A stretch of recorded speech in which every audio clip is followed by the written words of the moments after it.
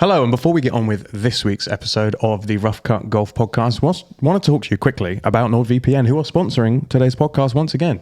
They are indeed, yeah. If you haven't heard of NordVPN, they are just a wonderful tool for your arsenal when you're doing kind of a lot of things online at the minute. You can put yourself in a completely different place and watch other things. You can get discounts off flights, and it's so ruddy cheap as well. It is very cheap, actually. I actually didn't realise how cheap it was. I know. Incredible. Yeah. And the good thing is that you can get even more value for your money because our podcast, the Rough Cut Golf Podcast, has an offer available for you. You go to nordvpn.com/roughcut, or you click the link in the description, and when you buy a 2-year plan, you get 4 extra months. Now, there is also no risk because if you don't like the product, you get 30-day money-back guarantee, but you will not need it because the product is excellent. It's really fast, it's really safe, it's really cheap, it's really useful. It's the best. Anything else we need to say about it? We love you, NordVPN. Thank you very much. If you get 1 active account, you can use it up to 10 devices, so you can just chuck it on everything. Yeah. Get it. Buy it on a phone. Get it on an iPad. Get it on a laptop. Now we're Mum, talking. Here, you have it. Every device covered, saved. Done. Right. Like I said, the link's in the description. nordvpn.com/roughcut. Go and do it. We need you to do it. At least one person. We'll wait. One of you. There's probably about 10,000 of you listening to this. Talk amongst yourselves. There's about 30,000 of you watching this on YouTube right now. Go and do it now, or we'll wait. We won't start until one of you's done it. Yeah. Sit. What time is it? Yeah. We got time. Oh, well done. Thank you. Music. Well done. Right, on with the show. Sometimes golf is a pain in the butt. You hit your ball in the trees and then you lip out the putt. But if you've got a little time, then come and spend it with us. 'Cause now you're listening to the Rough Cut. Hello, and welcome down to another episode of the Rough Cut Golf Podcast. I'm so happy to be here with my wonderful friend Mick Warwick, sat to my left. How are you? Do you think we're friends? Oh, I'd like to think so. When did that happen? When did we pass over from colleagues to friends? Colleagues to friends. Friends into lovers. Colleagues again. Well, at least you know what our spin-off show would be. Hot start to the podcast today. Yeah, get into it. No, I don't know. I think we became very firm friends very quickly. We did. We had the same sense of humor, which is ridiculous, and mostly quoting stuff that no one else has seen. Yeah. And memes. So what other people would call annoying, but here we are. Yeah, very annoying. Now, speaking of annoying, we are going to talk about the things that golf club members are complaining about in 2025. I became a member at the beginning of this year. You just became a member this year. So there are some things that need to get discussed. We're going to talk about the news, but also, just quickly, let's talk about the Portugal trip that never happened. Yeah, I mean, you're much more involved in this situation than I am. So you were supposed to be, I think it was after the last episode we filmed. Literally, the last thing I said was, I'm going to Portugal right now. Which you were in no Portugal. Sans Portugal was had. 0 Portugal was achieved because me and Peter Alfred Finch, that's not his middle name. No, he doesn't have a middle name because he's a celebrity. Bit of law for you there. There we go. Yeah, write that down. That's your pub quiz question in 10 years' time. We got to the airport, went through passport control, had a beer. Oh, did you? Yeah, Nice. ready for the trip, loose. Nice. We knew we were arriving late, so it was all good. Got to the gate, thought we'll sit. We're not queuers. If you queue at the airport, you crazy person. We only had hand luggage, so we weren't that bothered. Announcement, bing bong. That was really good. It was pretty good. Was that a sound effect? Yeah, it's on the. No, hold on 1 second. EasyJet's announcements are very different. Yeah, it wasn't that, unfortunately. There is one on here that sounds like a little bing bong. Can't remember which one it is. It's not that one. Your flight is cancelled. There we go. Hello, this is the EasyJet staff here at Gate 21. Just wanted to let you know that this flight to Portugal is now cancelled. If you want to all head to the information desk and then out of the door, collect your bags, see ya. That was it. In a bit. Yeah, so Portugal basically was closed. Yeah, there was a massive power cut basically across Portugal, Spain, other parts of Europe. So that trip never happened. We didn't get to go and film the golf course that we wanted to go and film. The byproduct of which was that Kieran was already there. Yeah. And he was then stuck there for an additional week. Stuck, in horrible sunny Portugal. Oh, terrible. Must have been hard for him. Yeah, I imagine it was difficult. However, you can hear all about how difficult it was because he and Fordy and Mike from Golf Breaks sat down and recorded a podcast or a little chat about how ridiculous the situation was. If you want to watch that, which I would recommend because it is a crazy story, and there is a lot of very annoying frustration in their voices as they tell the story of how they couldn't get around this country. It's in the description. Join the Discord in the description down there, and then we'll post the link as this comes out. So 8 a.m. tomorrow morning. Yes. All right. Sounds good. Yeah, excellent. I like it. Okay, so let's get on to the golf news then. Did you see that Scotty Sheffler shot 31 under? Yeah, he decided to go back to being, Scotty Sheffler, I guess. Yeah, he was like, well, Rory's not here, so I'm the best player in the world now. Yeah, and it was interesting to hear him say how that whole experience of watching Rory win the Grand Slam and be beating everyone again, that fired him. That set him up.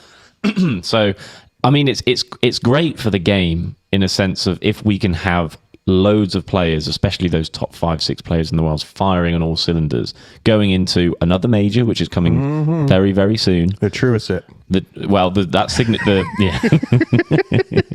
Yeah, I didn't know. Well, hey, it should be at Quail Hollow. Yeah. But no, it's not because of thingy. So it was good to watch. I enjoyed seeing it. I know that I probably have more empathy towards his swing than you do. Honestly, the less time that golf swing spends on TV, the better. Yeah. Do you know what it is? It annoys me that I try quite hard. It might not look like it, but I try quite hard to make my golf swing look efficient. Mm-hmm. It isn't particularly. Yeah. But I feel like me and Scotty are opposites. Where I try quite hard to make mine look nice and he just tries really hard to make his work well. Now, see, he's just been the biggest motivation for me that when I was starting to play golf, I was really set on making sure my golf swing was beautiful and really aesthetically pleasing to look at. And now I've just thought if I find something that works for me and I can do it consistently and I'm happy with it, just do it. Proof that if the number one in the world can do it. There we go. Scotty Scheffler is proof that having an ugly golf swing can be efficient. Tag your friends below. Tag your friend in the comments who has a terrible looking golf swing who still manages to beat you every single time you play. It was. Did you watch much of the CJ Cup? I didn't have to. It was a tricky watch this week because the scoring was really high, which I don't mind sometimes, but sometimes it can get a little bit boring. Yeah. They ended up basically starting and finishing a day later on than when they were supposed to because of all of the weather delays. Yeah. So actually, that kind of sort of slowed things down a little bit. But then because he was so good and so far ahead of everyone, it was okay, well, as soon as he shot in that 61 or whatever it was on the first day, it kind of wrapped it up. Yeah. Which is... Day 4 was a complete, absolute waste of time. Yeah. Everyone else was just playing for what money was available. Yeah. Yeah. But it's in a sense, it's nice that Scotty had this sort of circular moment coming back to where he kind of first started as a pro, winning the event. Yeah. It was a weaker field, Yeah. It was Scotty Scheffler and the rest. I know Jordan Spieth was playing, but Scotty was the standalone favourite for this event. So going into the coming week of this Truicet Championship with Rory coming back again, playing on his own again since the Masters. Scotty in form. It's looking up to be a good championship, and I'm really excited to see the golf course. And that may be just because Cricket Club is in the name, and that just resonates with me. I don't think there's going to be any stumps or boundaries. No bound. Well, there might be out of boundaries. Maybe they do. Out of boundaries. Maybe you get 6 shots added if it goes out of bounds. I tell you what. If they do the boundary and it's roped, oh god, that would be so sick. I'm trying to think what else could they really steer into. Maybe the hole, the pin could be a massive stump. Yeah. I mean, just a massive stump. Yeah. But that could work. How about, the guys who like stand behind the tee so that the spotter's down the fairway and they signal where the ball has gone. Maybe those guys just like they're giving a little. They hold up a finger or they little do sixes. What's this one? That's 4. That's 4. Yeah, that's 6. It could be. That's a wide. What's this? So that's the sprinkler. That's the sprinkler. I'm trying to think. Like when a batsman walks out of the pavilion, like think about like Lords. This is more so to my cricket brethren. Yeah. They have to go through like a little gate to like go onto the pitch. So maybe like when they announce them, they come down the steps and through a little gate onto the first tee. Just a little gate. That would be sick. Yeah. Take their guard. I'll have middle stump, please. I don't know. Good Lord. To all the Americans listening to this, they won't know. Yeah, they have no idea. Do, Cricket's one of those sports that we invented. Yeah, just pick the bat up and turn it more on its side, and then you basically got baseball. Yeah, there you go. Yeah. Speaking of Americans, pretty good. Sure. Yeah. Not bad. No, not bad. Did you see that the Trump International is going to host a DP World Tour event? I did. Yeah, I Controversially. did. Scottish Championship, I think, is what they. Yeah. So not the Scottish Open. No.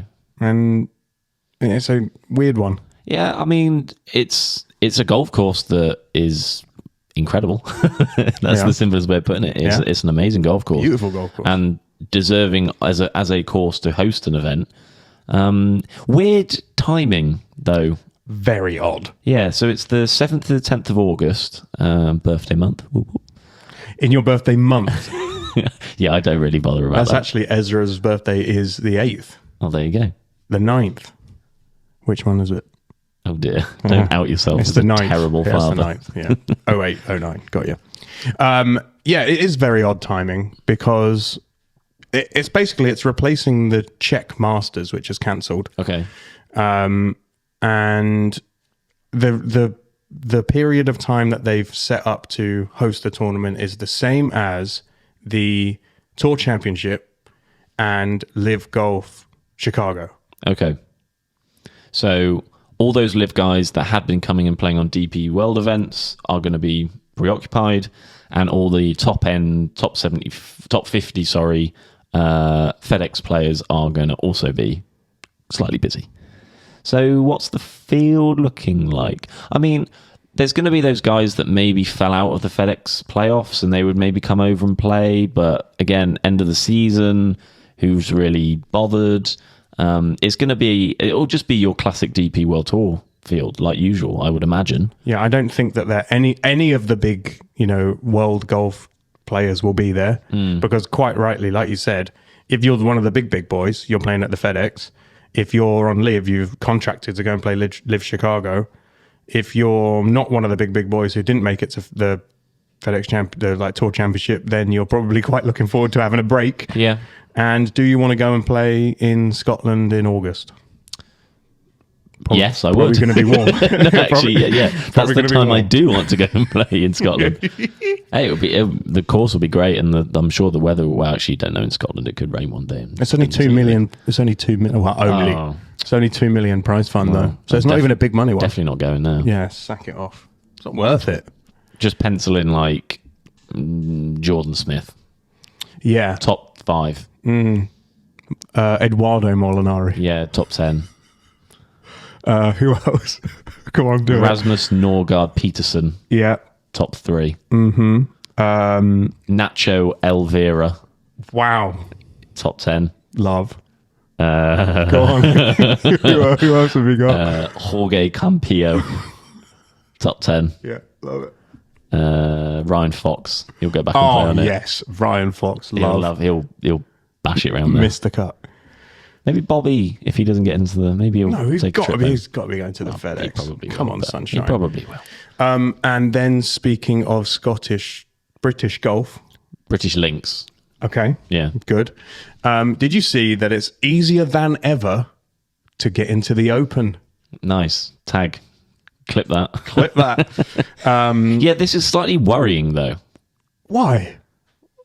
I mean... I don't know which way to take it, as if it's like they because what they're basically saying is that there is, for however long it's been, what is it, since the St Andrews or something, it's as easy as ever to get into the Open because there's still loads of tickets available. Yeah, so we don't mean playing in it, unfortunately. We mean... Slightly harder. Much harder. We've seen that for 10 years. Yes, the RNA have said that basically there's going to be a record number of tickets available for the Open Championship at Royal Portrush. Okay. The most since the championships at St Andrews. However, don't mean it's going to be cheap. Don't mean it's going to be easy to find. Very true. I mean, it's good that they've opened up more doors to allow people to come through and watch because, I mean, it's going to be a hell of an event. I mean, the support Rory's going to have is going to be nuts. And Shane, obviously, going back. That's good news to hear because my initial reaction was like, oh my, no one's bought any tickets and they're still trying to pump. That was never the problem. People are always going to go. And it's I think because it's a golf course that hasn't hosted it for a little bit, there's a little bit of anticipation, a little bit of excitement. And of course it is the 153rd Open. People will want to go and watch the best players play on an incredible links golf course. Yeah. So apparently after the championships in 2019, they did a ballot like they normally do for Tickwitz. Sure, yeah. 1 million people entered. Wow. Which is kind of 4 times too many. Yeah, they can't have all of them. No, you can't all go. Soz. Yeah. I mean, hey, it's definitely a spectacle to go to. Like, as a golfing event, why would you not want to go watch the Open? It's an incredible place to go. The best major. Although Kieran had a rough take when he said that he thought the Masters was better, but is that just because Rory said that, do you reckon? Potentially. It just depends on where you sit on it all, because, like, the Open is I think, a more spectacular, truer test of golf, and I prefer watching them play on open venues to compare to Augusta. I do love Augusta, but the repetitiveness of it makes me kind of... You know what you're going to get. Yeah.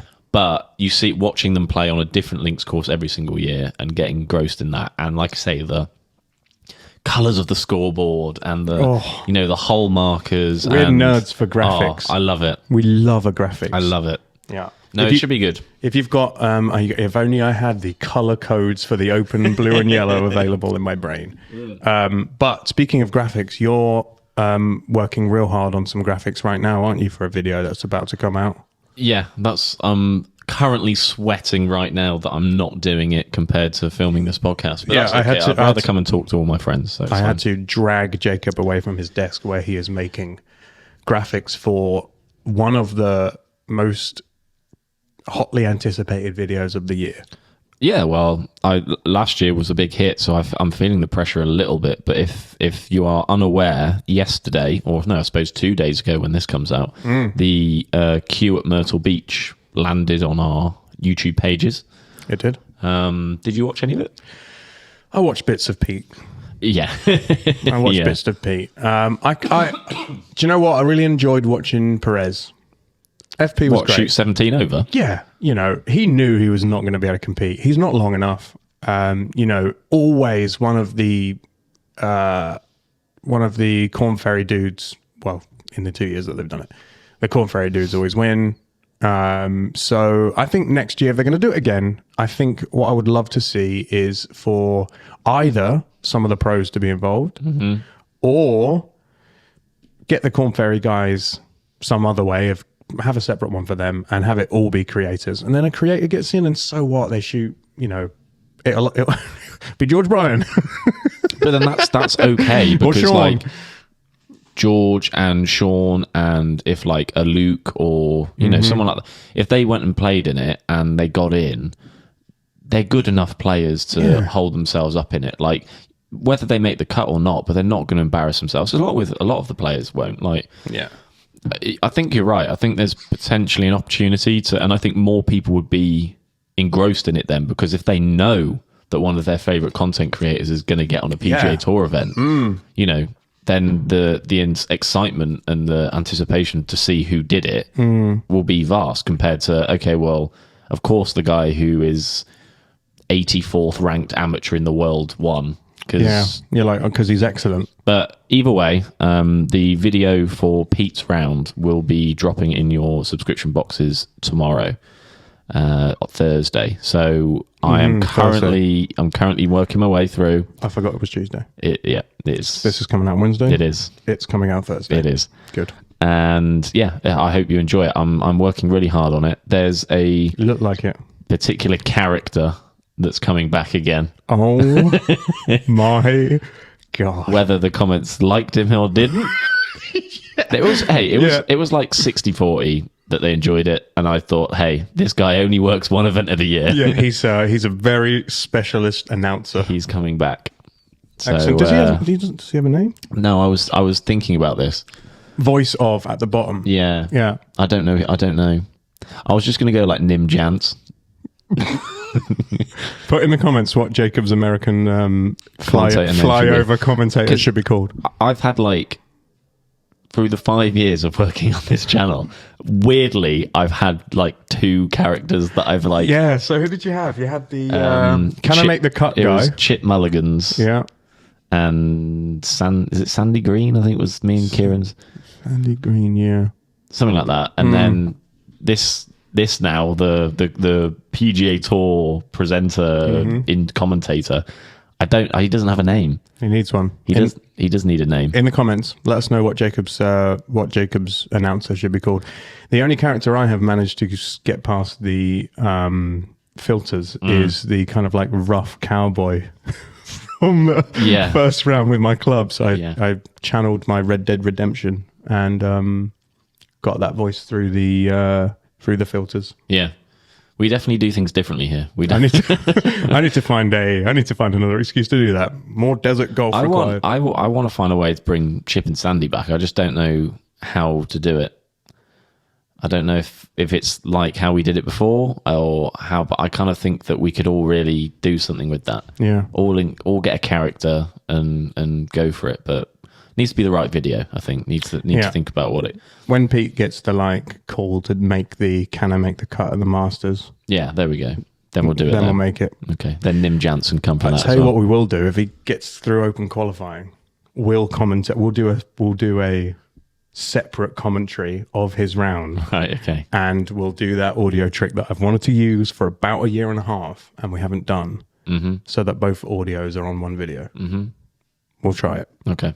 Come up with a name.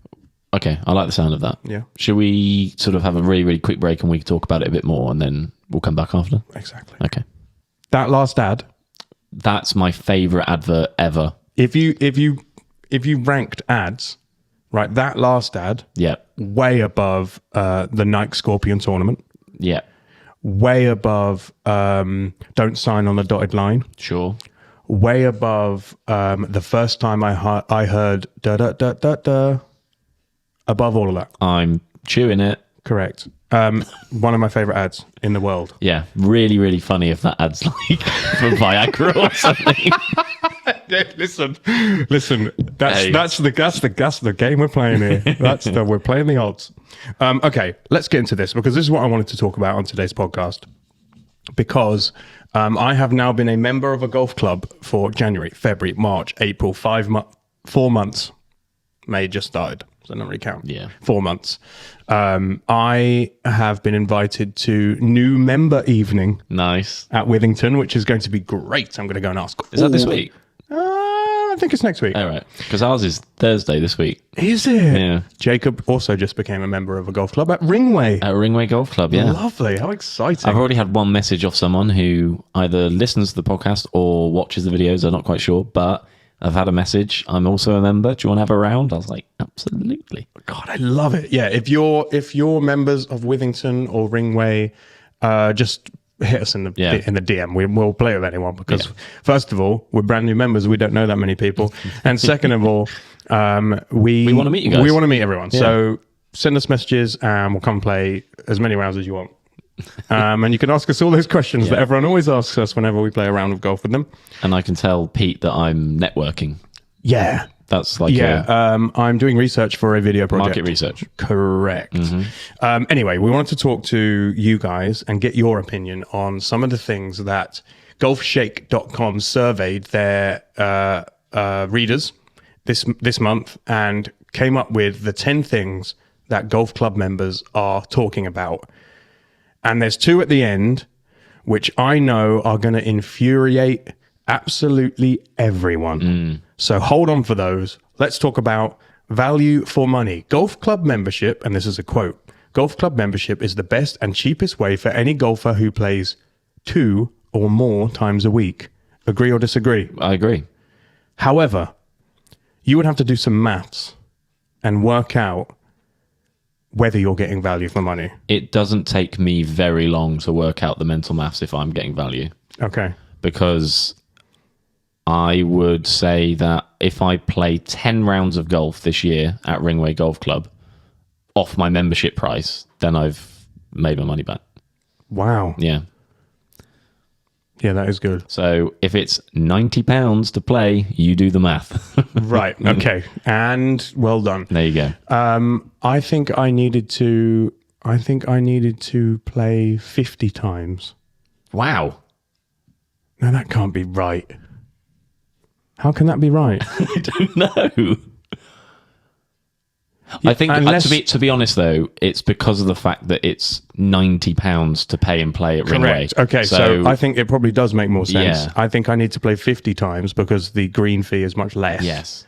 At Withington. Yeah. I think I needed to play a certain amount of times. I think I'm probably already on track to make, not make my money back because I don't get paid, but to get very good value for money. Oh yeah, no, you're definitely on course to do that, and you'll play more than 50 times this year.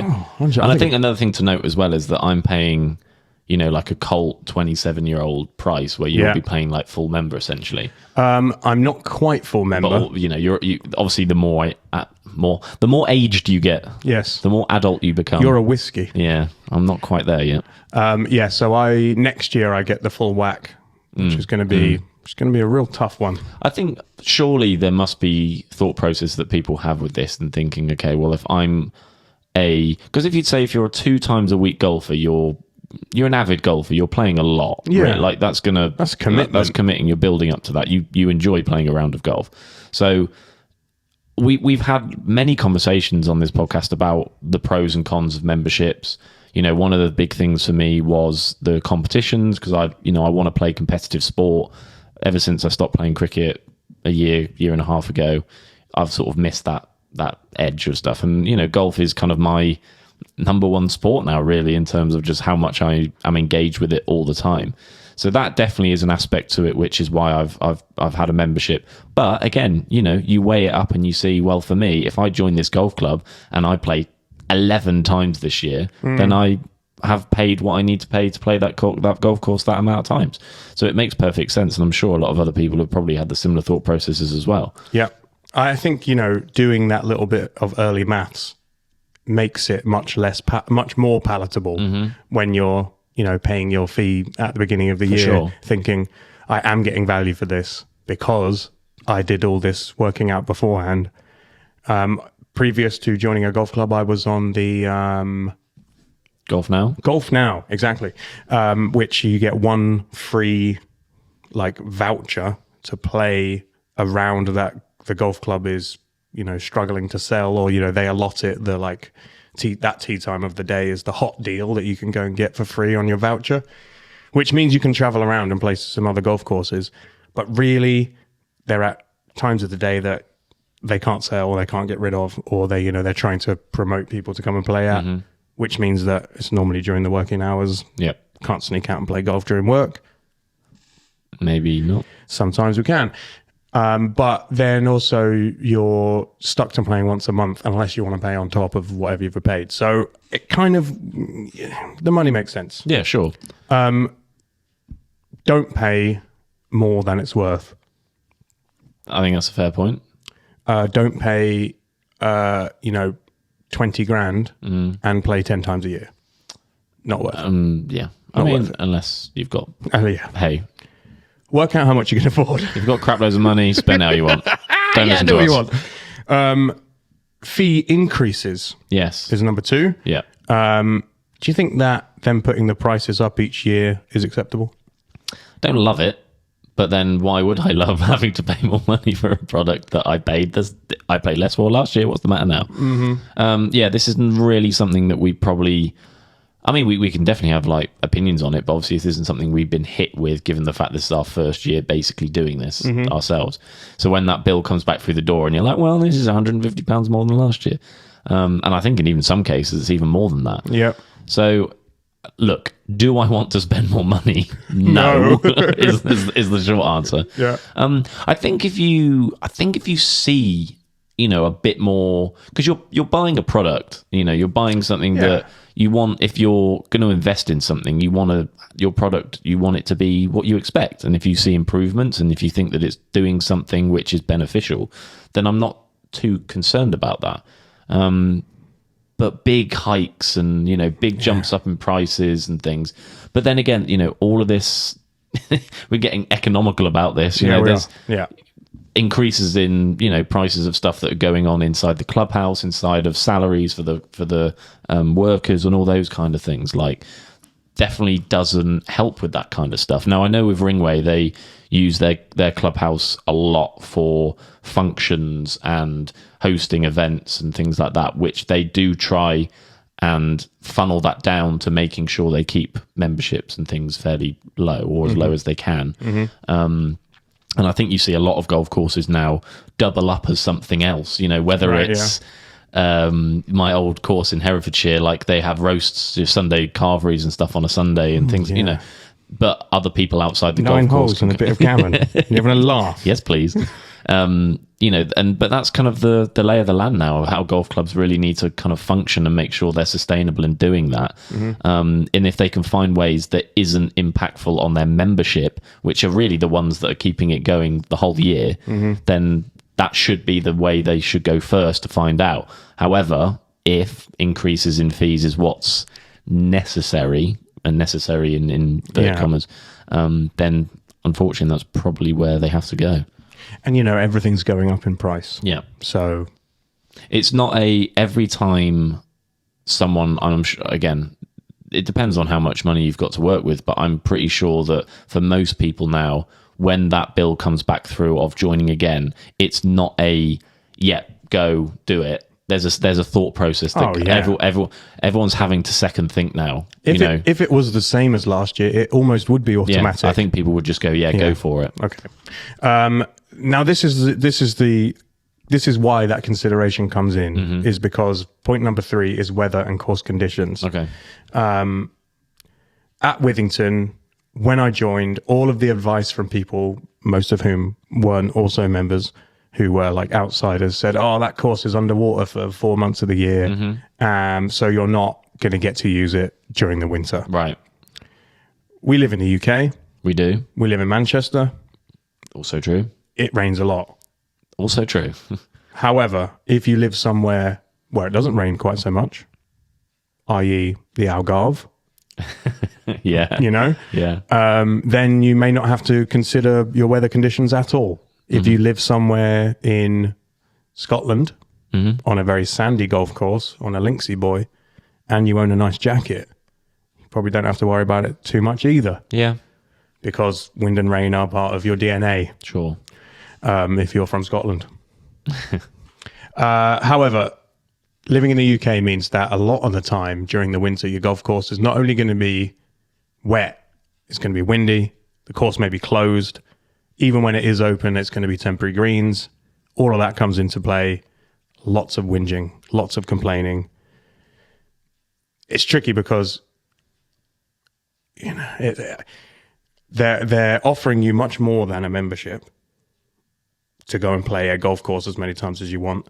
But when the primary thing that you're paying for is no longer available, that is a sticking point. Yeah. And I mean, you look at the name of the membership you're paying for. If it's, a year membership, but you don't have access to, again, talking about buying a product, you don't have access to that product in full effect for that full year, depending on obviously of where you're playing and what golf course you're on.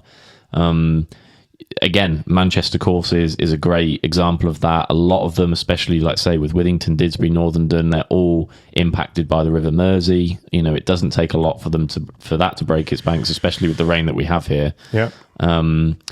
You know, guys and girls listening in America probably don't relate too much with this. Obviously, there is periods of the year again where greens go through work and you're not playing a golf course that you particularly feel happy, you know, that this is what I want the standard of the course to be. And again, that comes full circle around to speaking about memberships and the type of memberships now that you can get. A lot of people are probably opting for, you know, seasonal memberships or rolling monthly memberships. Yeah, why don't they do a only pay when the course is open? Why don't they do a membership where it's like, you know, if the course is shut, we'll refund you? I mean, they could, but then that just gives incentive to them to keep it open. It's the same way with like when we did the Golf Now things of like, well, the course was open, even though it's smashing it down. Yeah. And like, it shouldn't be, it's unplayable. It's on 18 temporary greens. So it's like, well, the course was open, but you didn't come. Sorry. Soz, yeah. I guess it would. You know. What about a like, you pay and I guess this is what Play More Golf is. That's the other alternative. Is like you have a load of tokens, you have a load of credits.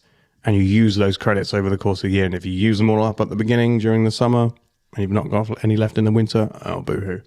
Yeah, you pay for like 52 credits, and you use them as much as you want. And once you've used them all, you can't play again, unless you pay more. Yeah. Yeah, it's definitely a way of doing it, for sure. But then the 5-day membership comes in. If you're retired and you don't want to play on the weekend when everyone else is there, get the 5-day. Yeah. Play Monday, Wednesday, Friday. Have a great time. Yeah, like my incentive for weekend stuff is just because, you know, now the weather's good and that, you know, we're getting 8:45 sunsets and stuff. So it's a lot easier to go after work and play full 18. But really my time of playing is on the weekends. And especially, let's say, if I want to play on the Saturday comps, then that's a big part of it as well. Yeah. I mean, say the next sticking point that they spoke about is what we've just touched on, and having some flexibility in membership options. You know, the standard that I've always known is you kind of have your different age ranges, and then you've either got your 7-day or your 5-day. And that's really kind of been as black and white as I've known it, or at least when I used to be a member way back in the day. But it seems to be, like you say, there are those options now with your Golf Nows, your Play More Golfs. Even golf clubs are offering things that are more broken down. You know, you can sign on for this amount of months, or I think what you said there is quite a good idea of you have sort of like a token-based system of that you pay for a certain amount of rounds of golf that might be slightly more discounted than what you would if you do a pay and play. But you can pick and choose when you use them. And then if you pick a day when the course is crap, you don't go, then you've not lost anything from it. Exactly. And then I think also there's great options for getting people into golf who wouldn't necessarily have been out to go and play. I mean, the next one in 2 down, inclusion and diversity. The fact that I managed to negotiate with Withington to get both my boys on as members as well is excellent. So I have 2 kids, one's 7, one's about to turn 11. One of them golf obsessed, one of them plane obsessed. Right, and they fly over the course. What flies over the Withington every 11 minutes or something? Planes out of Manchester Airport. So we take them to the golf course, they walk around, they hit a few shots, they look at planes, they have a great time. You know, getting people into golf who wouldn't necessarily, you know, younger players, families, you know, people outside of the normal spectrum of people who you'd expect to see at a golf course. That's also really, really good. And I have noticed at Withington particularly that it is much more diverse than other golf clubs that I have been to, which I love. I came from the most multicultural borough in the most multicultural city in the world, Harrow in London. I love seeing a mixture of colours, a mixture of, you know, cultures, and Withington definitely has that. So I'm all for giving access to golf to as many people as possible. Oh, for sure. Yeah, I mean, this is what we are doing as the job anyway in the first place, is giving people the opportunity to watch golf for free. And in an entertaining and fun way. And if there's golf courses that are offering that ability for everyone to go and do it, then that is the biggest thing. Like, I know the term of growing the game is literally thrown about every 30 seconds and used as a bit of a tag, but also a throwaway kind of, you know, slogan. But it is true. Like it still plays to what everyone's trying to do at the end of the day. Like, I mean, golf in the last 5 years since COVID really has bounced particularly higher than most sports, I would have said. Gone mad, hasn't it? Yeah. I mean, whether people look back, I mean, it's hard to look back fondly on that time with COVID and stuff, and it seems such a long time and a weird time ago. But it did bring out more people to play golf because, it was the first thing that people could do. People wanted to get outside the house. And we did see there was a kick up in memberships after that time period of people joining golf clubs. Yeah. I would assume now, looking at things, I would imagine that maybe it's slowed back down again. People have left, whatever it might be. But this is the conversations we're talking about. The even additional aspects here. You've spoken about inclusion and diversity. One of the ones we've just quickly got is communication and management. The relationships that you can get within the golf course. Yeah. You have a head pro, an assistant pro, a clubhouse manager, a bar reception manager, whoever. Yeah. All these people that you build rapport and relationships with, and even people that you meet. There's people when you go after finish a round of golf and you go and chat to people after the round and all those kind of things. It's a sense of community and a sense of, relationship that you can find within sport. And, you kind of take the inclusion and diversity, you take the relationships you can form, you take all of those aspects. Golf courses are a really good place to do that. Yeah. As long as the golf course is set up and willing and able to allow that, which unfortunately is not always the case. Yeah. Speaking about communication, one of the major factors I wanted to look at when I was picking a golf club was their ability to communicate on the internet. I wanted to find somewhere that had a good Instagram, that was managed well, that wasn't, the last post in 2016. I wanted to find somewhere that did email really well, who was always available to pick up a phone call, and Withington ticked all those boxes because, I think golf clubs are understanding that in order to get people interested and to stay and, to reapply for their membership every year, you have to communicate in a way that people are able to understand. And not everyone wants to have to go into the clubhouse and read the notice board. I want it on an app.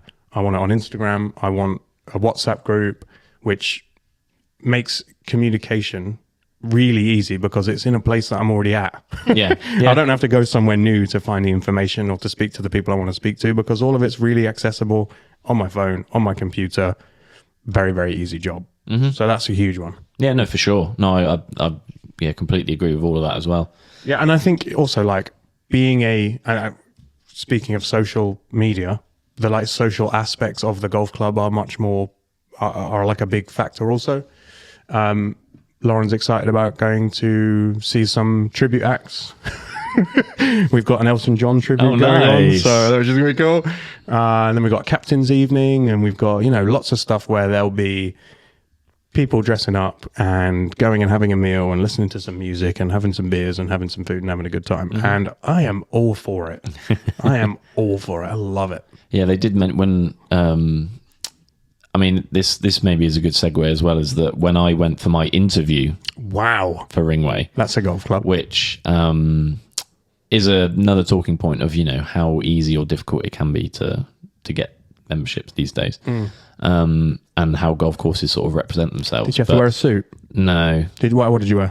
I think I wore a shirt, but I didn't I wasn't touching. What shoes did you wear? God, I can't remember. It was a long time ago. Not dress shoes. No, it wasn't dress shoes. No. No loafers. Maybe, yeah. Smoking jacket. Yeah. Handed cigars out, and we all sipped on our whiskey. And They laid out a lot of stuff as well as saying, that we have a lot of evenings for this, a lot of, doing stuff, which again is great. And also round to the point of saying doing these things can fund the golf club in a way that hopefully means that you can keep the membership fees down. However, not always the case. Yeah. Talk to me about your handicap. What it is right now? Well, yes, but also you had one of the reasons that people join a golf club is to play in competitions and to get a handicap so that they can an official handicap. Real one, so that they can gauge their skill level against the rest of the world. You had a CDH number through your previous affiliation in Hereford and then had it transferred to your new place. All fine. I've never been a member anywhere. So I had to go through, and I'm still going through, working out how the flaming system works. In a season where everyone says that the previous system was way better. I don't know what the previous system was like because I was never involved then. So I just know the current system. Yeah. How does it work and why has it changed? I mean, the previous system just didn't have the kind of ratings for the courses. So like the difficulty ratings of each individual course obviously dependent on, and they still did have that with like slope ratings and stuff, but supposedly this handicap is transferable across like every golf club like around the world.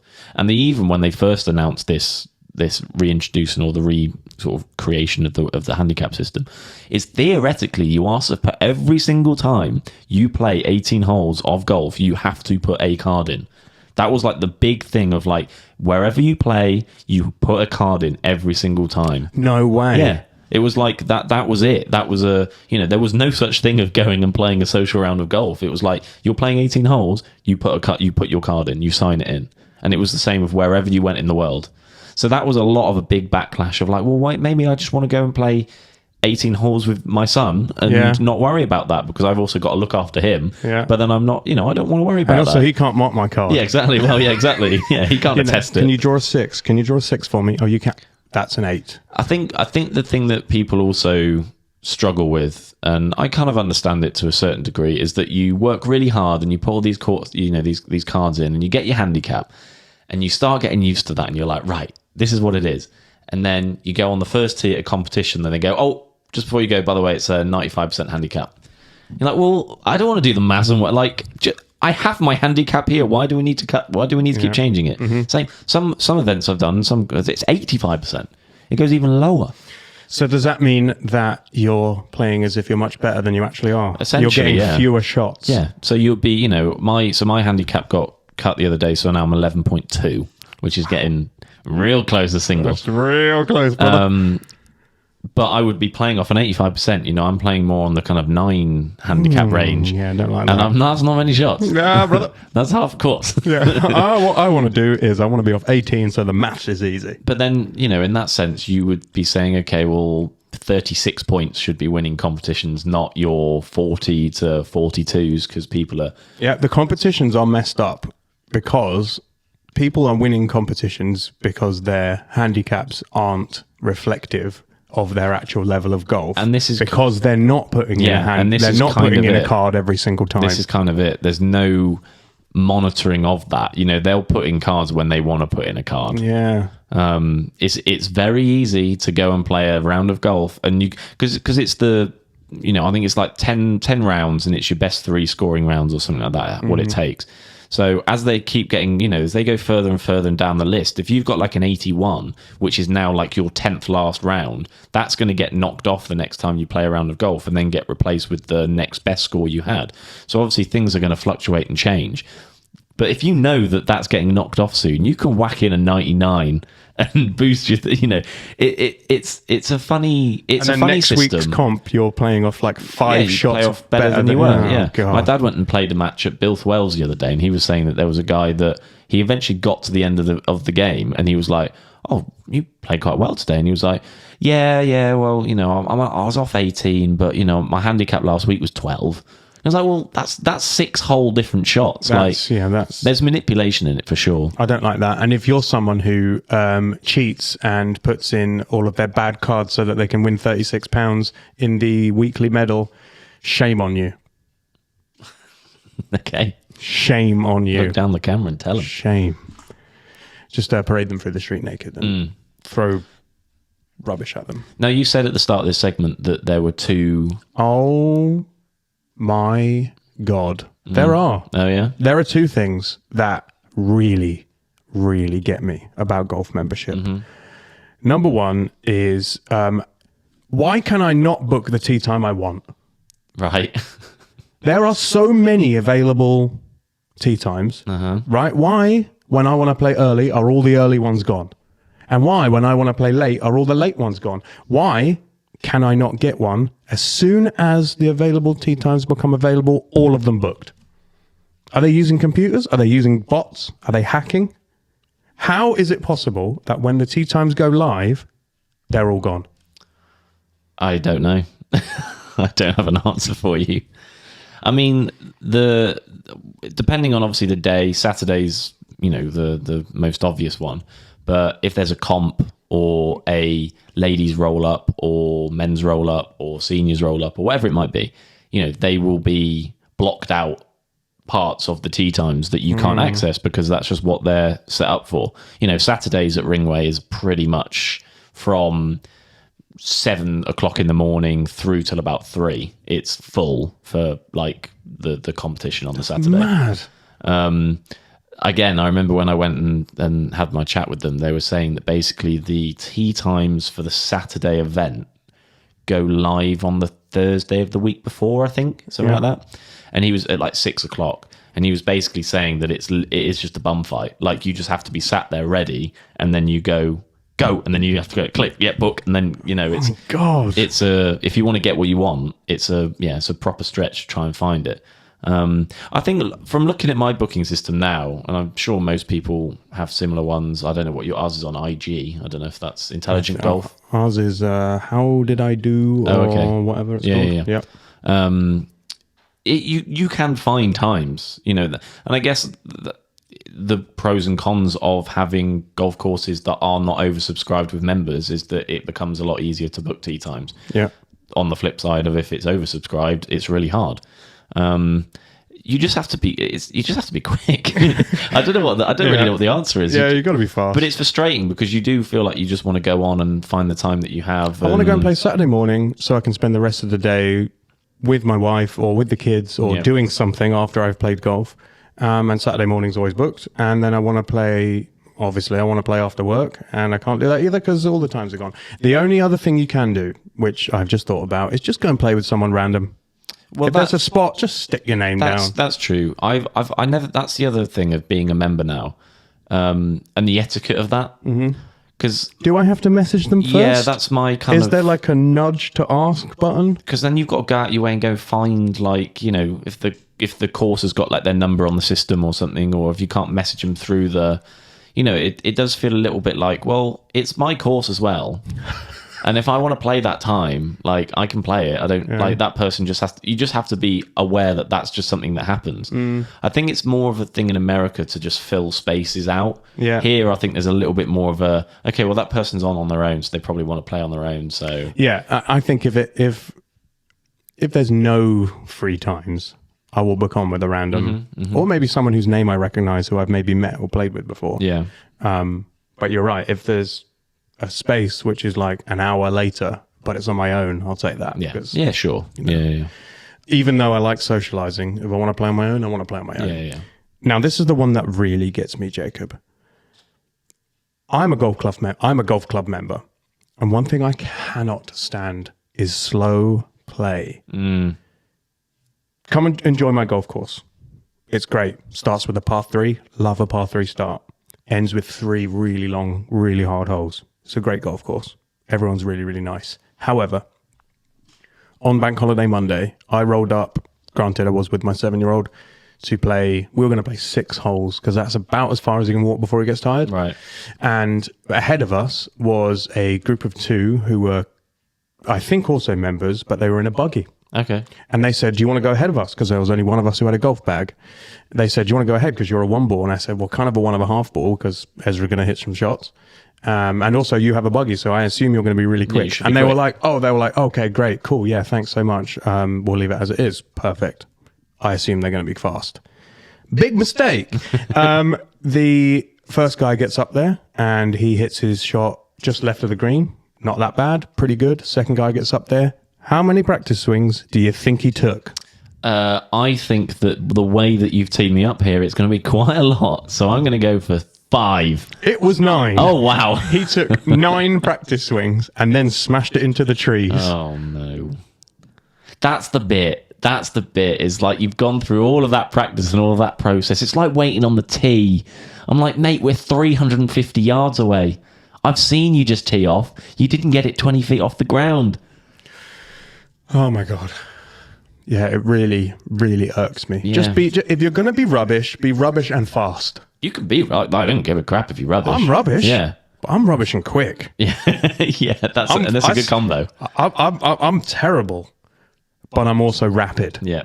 Like, I know when I've had too many shots, and I'll just pick the ball up and go to the next one. Nine practice swings is way too many. 9's too many. Yeah. I would like to know how many practice swings is too many practice swings in the comments. Does one of your friends take far too long? I played with someone the other day who I think takes far too long. I'm never going to play with that person again. You can name me if you want. It was... and we'll beep all of that out and you won't know who it was. Far too long. You take too long. You're too slow. Hurry up. Yeah. Hate it. Hate it. Hate it. I that's kind of it now, isn't it? I think we've covered pretty much all the... I think there's a lot of aspects to being a member that are positive, and we've kind of addressed a lot of things that are negative there. Yeah. At the end. But there are lots of great things about being a member. There are lots of great things. Yeah. I think, like you say, the tea times and getting on that is so far has been my biggest kind of... You have to be on it. You have to like set a reminder on your phone, like, right, tea times for this day's come out now, so I've got to get on. You know, it is almost another thing to think about. Yeah. But if you are a coder and you could write some piece of software that will get Jacob whatever tea time he wants, it gives me my tea time every Saturday. Yeah. But what you need to do is pay 4 memberships. And then book yourself into all 4 slots on a tea time, so you don't ever have to play with anyone else. Yeah, don't have that much expendable income to do that, to be honest. Don't need it, because our viewers and listeners are going to send you... Pay for it? Oh, thank you. They're going to send you codes to use to hack your system. Yeah. I don't want to pay for 4 more memberships. Just hack it for me. Yeah, there must be a bot out there. You know, there's the bots that can buy trainers when they get released. Well, there was bots for... You know, like St Andrews Old Course rounds and, you know, those big end courses, that's been going on for a while. Okay, well, we'd like them for our local courses, please. Drop your links in the comments. How to get kicked out of a golf club real quick. How to join and leave a golf club as fast as possible. Right, you need to go back and do your graphics. I really do. I need to start Quest for the Open episode 5. You really do. Where Peter Finch selects his open qualifying golf course. Ooh, exciting. So if you want to see that'll be out in like 2 weeks. Maybe next week.